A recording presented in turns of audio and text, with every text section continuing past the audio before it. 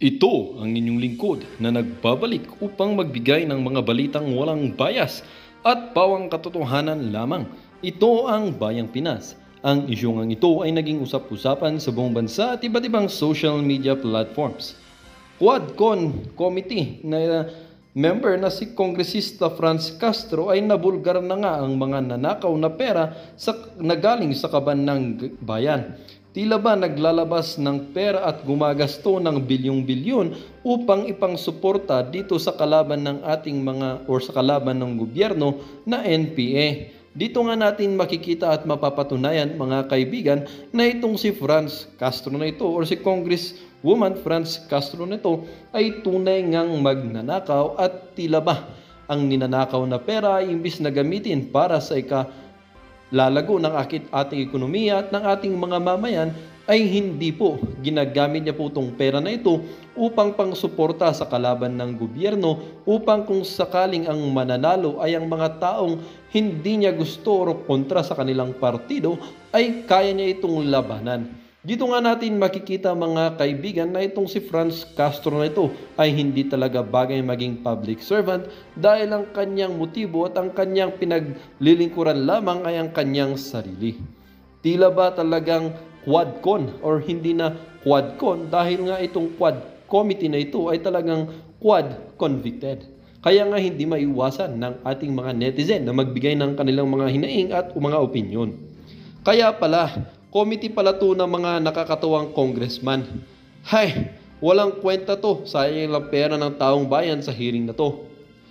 The judge has his own good answer. Kasi he said before hanggang doon lang ang binibigay sa kanilang budget or confidential fund at pinagkakasyaya lang nila.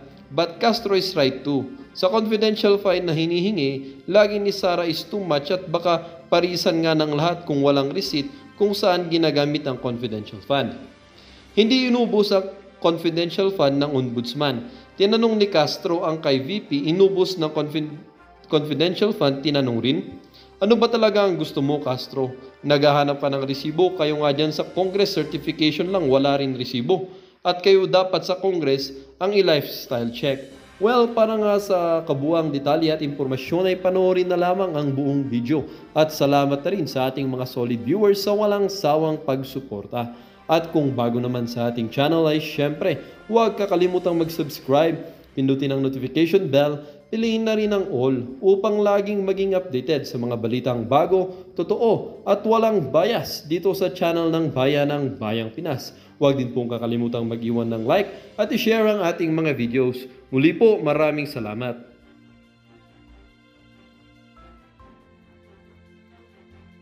Mga confidential can you give us the general stroke, no, or not specific kung saan nyo itong ginagamit itong confidential fund para po sa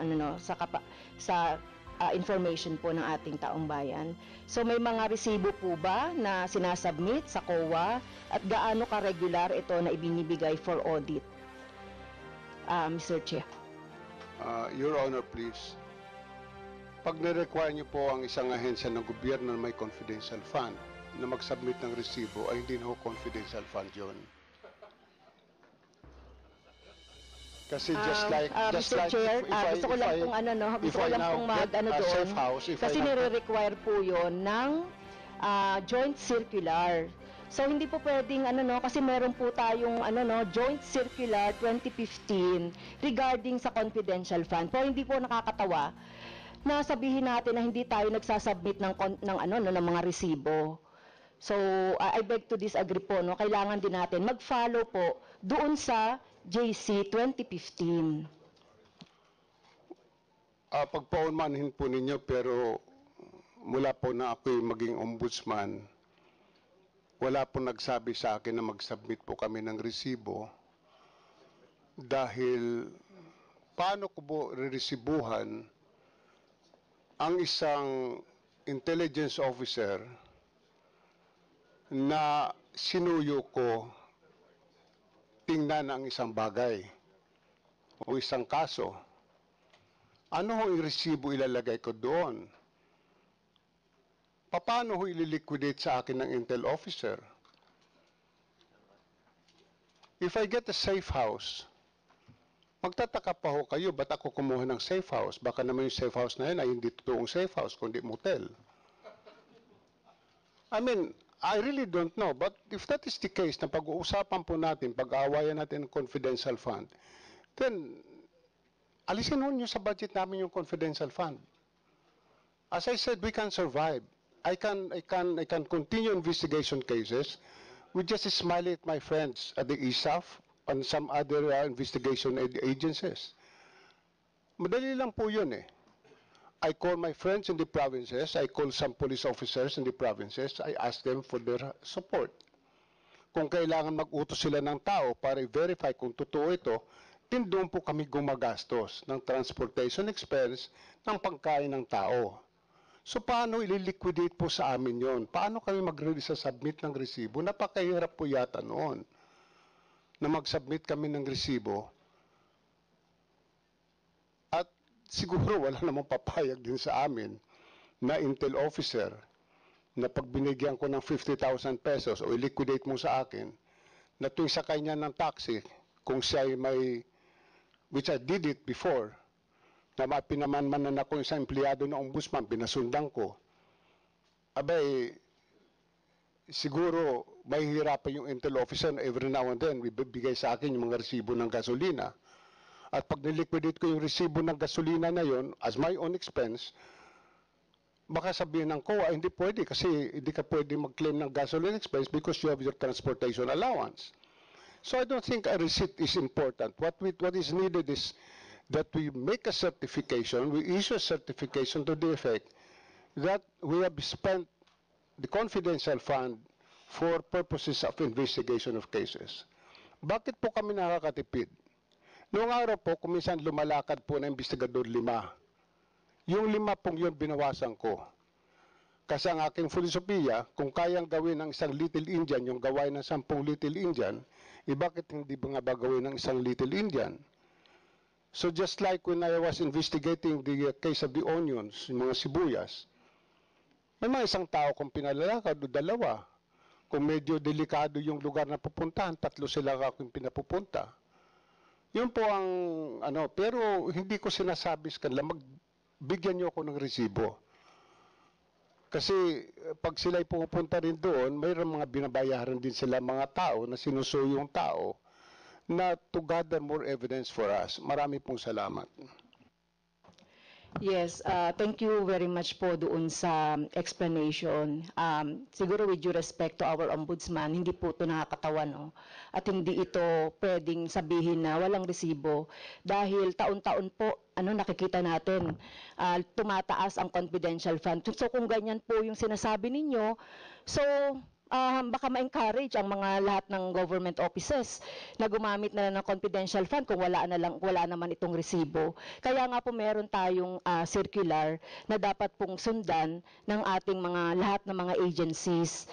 And ako personally, kung talaga mga investigation, yung ombudsman, pwede rin tayo dapat na mag-ano ng confidential, pero dapat with the proper liquidation ng mga ganito. Kasi kung sasabihin niyo na kahit wala na kaming confidential fund, so it's all right, mailagay yan doon sa dapat na paglagyan, katulad ng sinasabi niyo kanina, and other services. But to remind the ombudsman, dapat po maging observe natin yung due diligence at saka dun sa paggamit nitong confidential fund. So yun lang po. At saka yung savings, pag sinasabi po natin na savings, yun nga po yung ginagawa, minsan nagdududa kami, maraming mga PS na hindi naman nagagamit, nagsisave sila and so on. Kaya dapat magamit po ito. Kagalang, Your Honor, please. Bagamat yung binigay po sa amin ng DBM is way below what we were asking, kontento na po kami doon sa 5 point something na budget na binigay ng DBM. I don't want to ask for more. Yung pong diferensya siguro nung iniling namin sa binigay ng DBM, ibigay niya lang ho sa mga projects, mga proyekto na kailangan po ng taong bayan. Kami po pagkakasyahin namin, higpitan po namin ang sinturo namin sa Office of the Ombudsman, pagkakasyahin po namin anumang pera ang ibigay ninyo sa amin. Huwag lang po ibaba sa previous years. Maraming pong salamat. Thank you, Mr. Chair. Maraming salamat po, Ombudsman. Magandang umaga po. Thank you, Representative Plato. Salamat po sa inyong generosity, Justice Martirez. I'm so glad that you mentioned that. Pagkatapos po ng inyong stint sa Ombudsman, pwede na kayo maging preacher. Welcome po. I would welcome you to be a preacher. Anyway, I'd like to recognize Representative Mark Go of the majority, please. Thank you. Minority, okay. Deputy Minority Leader Franz Castro, muntin na kitang makalimutan. Oo.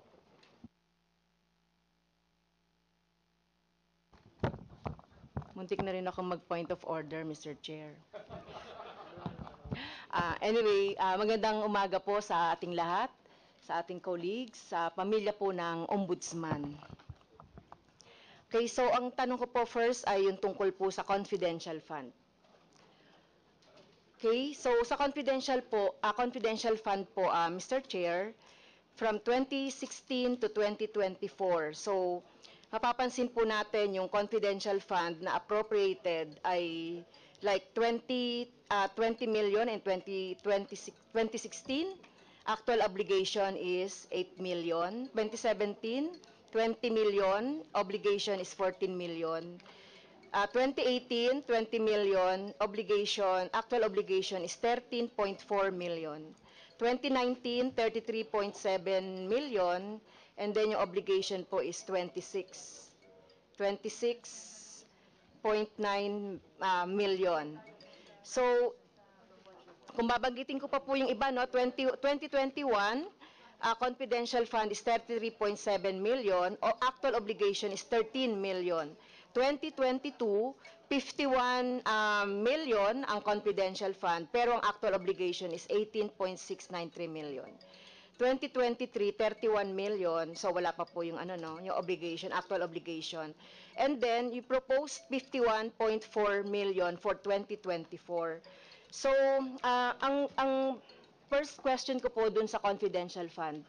So, ganun po yung yung ina-appropriate, pero yung utilization, makikita natin ay mga 40 to 45% on the average.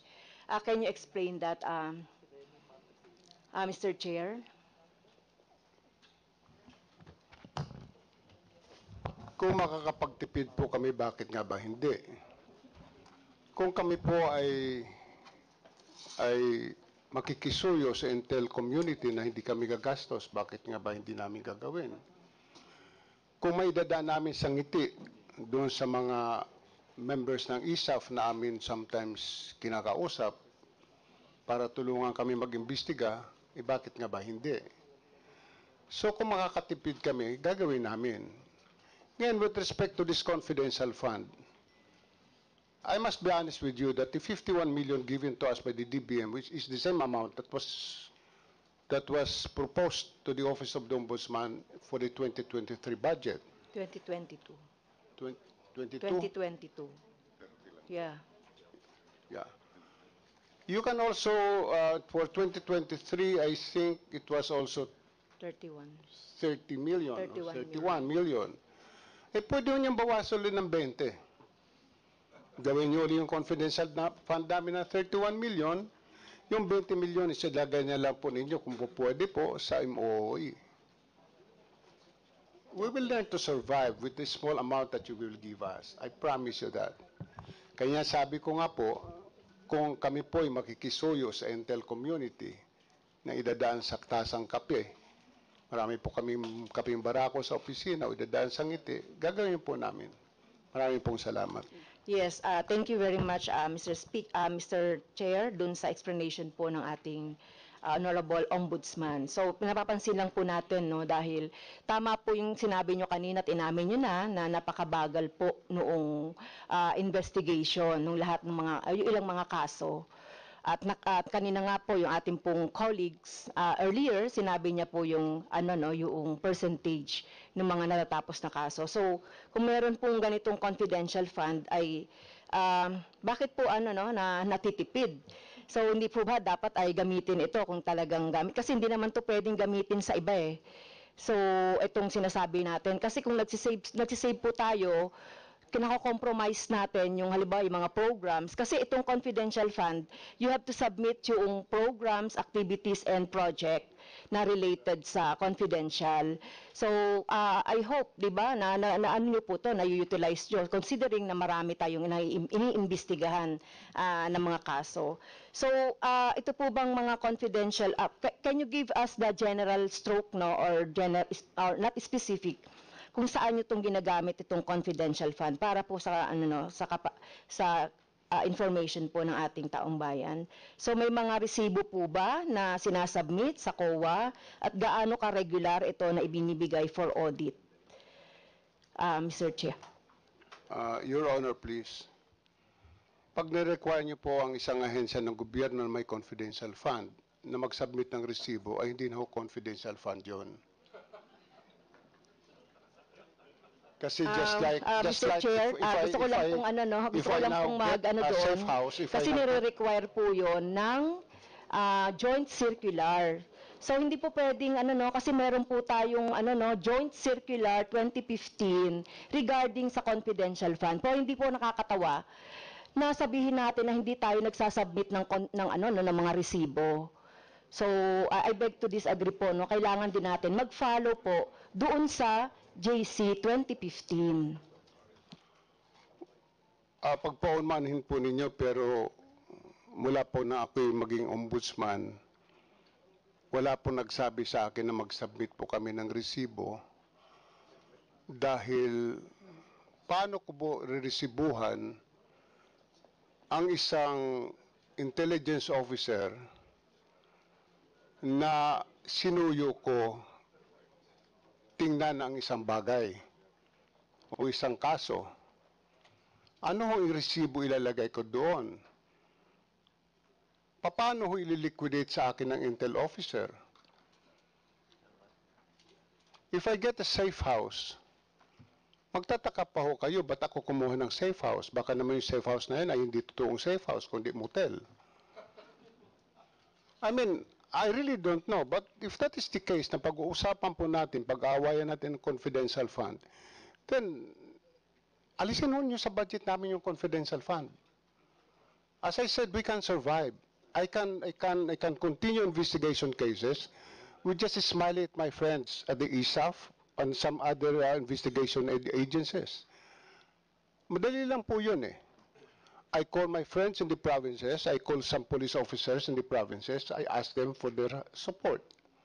Kung kailangan mag-utos sila ng tao para i-verify kung totoo ito, din doon po kami gumagastos ng transportation expense ng pagkain ng tao. So paano ililiquidate po sa amin yon? Paano kami mag-submit ng resibo? Napakahirap po yata noon na mag-submit kami ng resibo.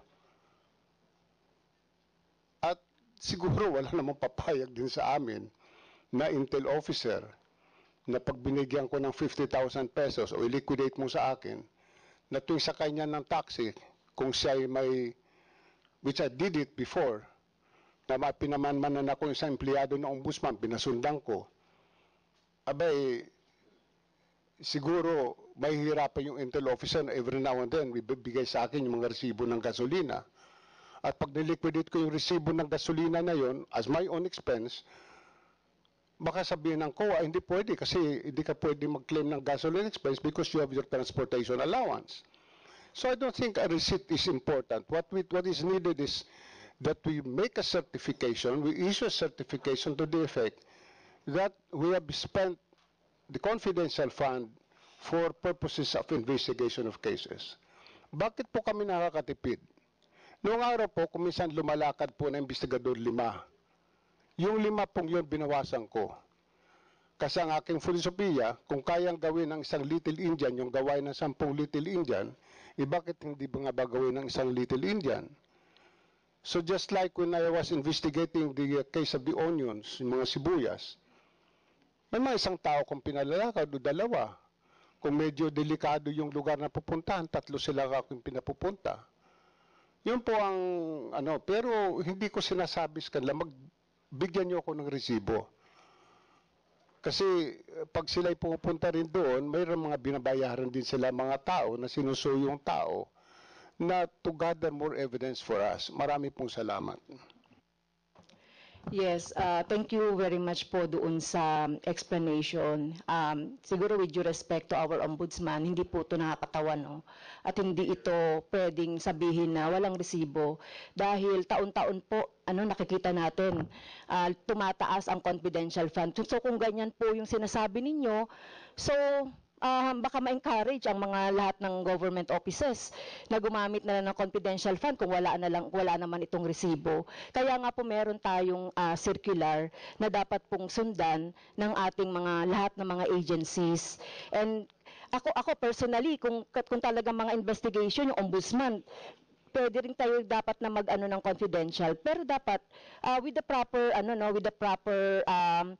liquidation ng mga ganito. Kasi kung sasabihin niyo na kahit wala na kaming confidential fund, so it's all right, mailagay yan doon sa dapat na paglagyan, katulad ng sinasabi niyo kanina, and other services. But to remind the ombudsman, dapat po maging observe natin yung due diligence at saka dun sa paggamit nitong confidential fund.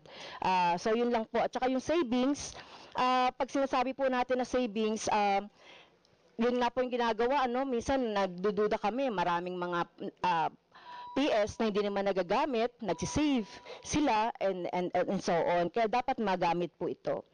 So, yung next po ay tungkol doon sa Memorandum Circular number 1 as regards to the submission ng mga SALN. So, nagsasubmit po ba ng SALN ang Presidente at Vice President? Yes, Lately, Your Honor. okay. Thank you po. Yes, Your Honor. The President, I think President Ferdinand Marcos Jr. and Vice President Sara Duterte has submitted their Okay. SALN. Thank you for the information. Doon po sa Memorandum Circular number 1, Section 6, lifestyle check, even without SALN. So, how often po nagko-conduct ang ombudsman ng mga lifestyle check po? So, have you conducted lately ng mga lifestyle check po sa ating mga official and government employees po? With all due respect, Your Honor, mayroon lang po sana akong gustong itanong eh. Mayroon po bang batas na nag-require na mag-conduct ng lifestyle check? Nagkakandak po kami ng lifestyle check in connection with cases that we're investigating. Nagkakandak po kami ng lifestyle check pag nag-file ng kaso for unexplained wealth. Nagkakandak po kami ng lifestyle check nang hindi na namin kailangan i-publicize pa that we're conducting a lifestyle check on this particular government official or employee. But the only question is, what law has been violated? The law on lifestyle check, where there is none? Or shall we proceed to forfeiture when we find that the properties of this particular government official or employee is not commensurate to his salary, which again is debatable. Marami po sa ating maraming pera o maraming ari-arian na maring not commensurate sa kanyang income. Pero lingid sa ating kaalaman, yung asawa ay nagdinegosyo. Lingid sa ating kaalaman ay nagbabayad naman pala ng tamang buwis. But para sabihin na nagla-lifestyle check kami at ito ay ipangalandakan namin sa publiko, hindi po namin gagawin yon. We will conduct our investigation discreetly. I must admit we are now conducting some lifestyle check on some government officials, but I cannot say sino po sa kanila. Yes, thank you po. Hindi ko naman po sinasabi na sasabihin niyo. Tinatanong ko lang po kung nagaganap I'd like to yung... remind Yes, thank you, Congresswoman Mr. Franz, Mr. Chair. Last na po ito. Okay. So hindi ko naman po sinasabi na sabihin niyo kung sino po yung lifestyle check niyo po.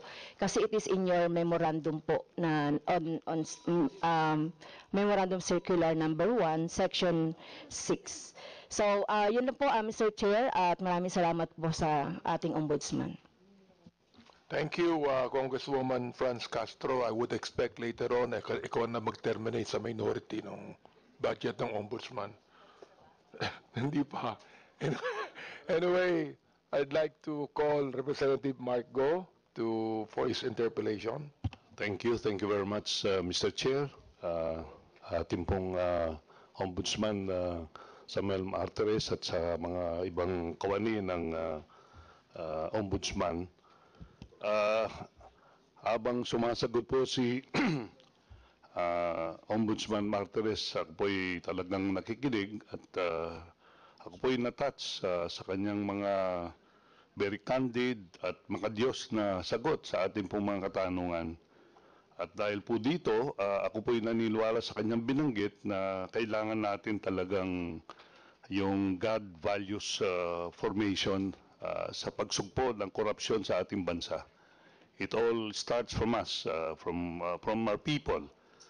Kaya kailangan po natin siguro, dahil ako po is nasa Committee on Higher and Technical Education, titignan ko po ito kung pwede po tayong gumawa ng educational na batas na ang pagtuturo ng isang God or yung values centered on God should be included not only in the higher education curricula but also in the basic education.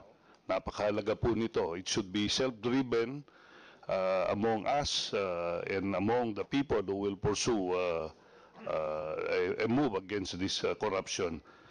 Pangalawa po, gusto ko pong suportahan yung nabanggit ng ating Deputy Ombudsman Chua na kailangan isama natin as special provision dito po sa ating GA, yung provision na yung income na masisave ng ating ombudsman ay magamit nila sa kanilang ibang mga proyekto within the agency, no? At pangalawa, yung bigyan ng kapangyarihan ang ating pong ombudsman na na-restructure yung opisina para po maging epektibo. Ako po ay naniniwala na kailangan hindi lamang tama yung paggastos ng budget, kundi maging episyente. Kaya kung may savings ang departamento, dapat i-praise pa nga natin kung talagang may savings dahil they did a lot of efforts in reducing their costs in their operation. At yun ay magamit sa ibang bagay na makakatulong sa ating bansa. Doon naman po sa issue ng mga abogado, meron po ba tayong problema sa pag-hire ng mga abogado dito sa ating bansa? Kasi ang gusto po niyong gawin ay doblein ang mga abogado sa Ombudsman Office. Sa palagay po ninyo, ito po'y marirealize po ninyo sa susunod na taon or this year, yung pong pag-hire ng more than 400 lawyers na inyong nabanggit, Mr. Chair. Yeah. Marami pong salamat, Congressman Mark Go.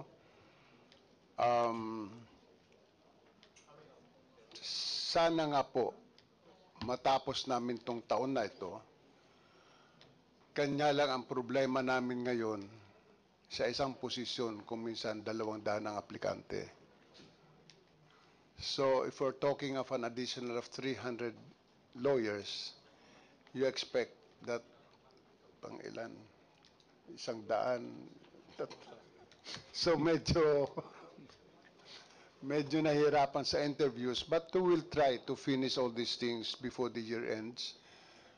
Kaya lang naman nabalam din ang hiring namin noon because we were trying to rationalize. Ano ba talaga gagawin ng mga lawyers natin? Saan natin sila itatalaga? Anong gagawin nila? Yun lang po. Thank you, Mr. Chair, Mr. Ombudsman. Yung pong pangatlawang tanong ko, nabanggit kanina ninyo na kung pwede, yung COA sa pamagitan po probably ng isang legislation na kung meron lang silang observation on their audit, hindi na muna i-publish ito. Lalong-lalo na at the end of the day, after the audit, gumagawa naman po sila ng exit meeting with the concerned agency. Ito po talaga palagay ko tama kasi po ako'y galing sa pribadong organisasyon Ganun po ang ginagawa ng mga external auditor namin. After the audit is done, they do an exit meeting with us and discuss yung mga observations nila. That should be addressed by the concerned agency. So palagay ko napakaganda pong suggestion nito at kung pwedeng magawa yan, malesen po yung hindi magandang perception ng tao din at gagawa ng aksyon yung tao ayon dun sa findings na nakuha o na ilagay ng Commission Audit sa kanilang report. Ako po'y sumusuporta din doon at siguro sa lalong madaling panahon ay dapat bigyan natin ng impormasyon ang Commission on Audit sa ganitong balakin natin. At kung kailangan na magkaroon ng batas, ay gagawin po natin yon. Yun lang po ang aking observation at ito pong representation ito, nung pong binanggit ninyo na kaya ninyo na ang operasyon ng Ombudsman with this budget of 5 billion at alam ko po kayang-kaya ninyo ito, baka makapag-save pa po kayo nito. At ako po'y sumusuporta sa inyong budget at sana yung plano ninyo na magkaroon ng digitization ang ombudsman ay ito pong malaking makakatulong sa inyong opisina. So again, maraming salamat po at magandang umaga sa inyo. Thank you, Mr. Chair. Thank you, Representative Mark Go. Sabi ko na sa inyo, justice, pwede na kayo maging preacher. Na-touch po si Representative Mark Go sa sinabi nyo. Marami pong salamat. Okay. Anyway, I'd like now to recognize, wala na po tayo minority dito. Mamaya may second round pang isa. But I'd like to recognize Vice Chair Jojo Lara, please.